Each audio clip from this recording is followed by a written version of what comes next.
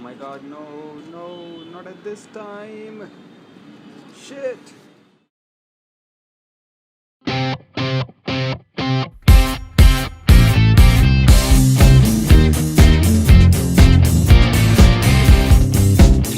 want to talk about my first day. After leaving for Muine, I was pretty excited and I was not tired, and I thought, okay, let's go until Muine without making so many stops. I drove for around 150 kilometers continuously, and then I decided, okay, now maybe I should stop somewhere and give myself and the motorbike a rest. So I was planning to reach to this one town called Lazi, and 7 kilometers before this town, in the middle of nowhere, my motorbike broke down. Turned out that the gearbox of the motorbike did not work. I was pretty scared because the nearest town was 7 kilometers away. But luckily, there was only one house within those 2 or 3 kilometers owned by a motorbike mechanic.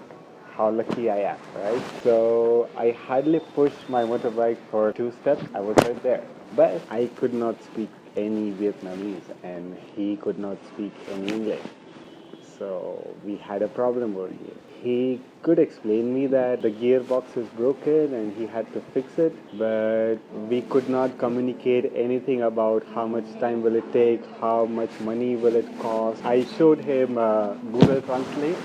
I asked him how much time will it take. He was typing everything in Vietnamese in his phone, and then he would show me that message. I would write the same words in the Google Translate, and then I would understand that.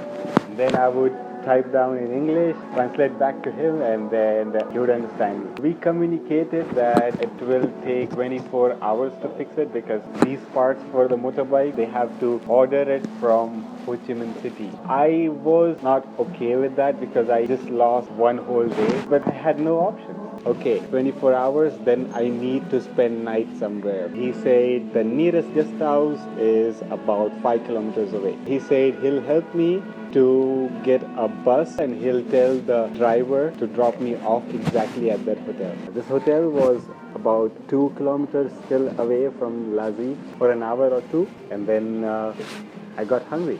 So I went out to see what can I find around there to eat, and I was still in the middle of freaking nowhere. There are only a couple of houses around this hotel, and there was one smoothie place, there was one grocery store, something like that, and there was one motorbike fixing shop.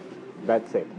That's all I could see around me. I thought, let me just go to this general store and get some snacks. Then I'll figure out if there is something I can find on a distance. This guy on the reception, I asked, where can I find food to have dinner tonight? And he said the nearest place is about 1.5 kilometers and you need motorbike to go there. I was like, damn, that's the exact reason why I am here. I don't have a motorbike. And they were very, very nice. And they went there, they bought the noodles for me, and then they prepared very nice bowl of noodles and decorated everything and gave me the plate at my doorstep. And they did not charge anything for that because I was in trouble. Next morning, I had to figure out how to get to the mechanic's place. But luckily, the hotel staff spoke a little English.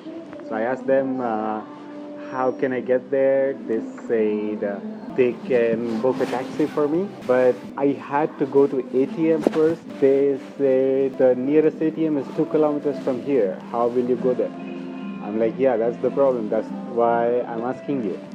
And he said, okay, wait. If you can wait for 5 minutes, I can take you to both the places. I said, yeah, of course, I can wait 5 minutes.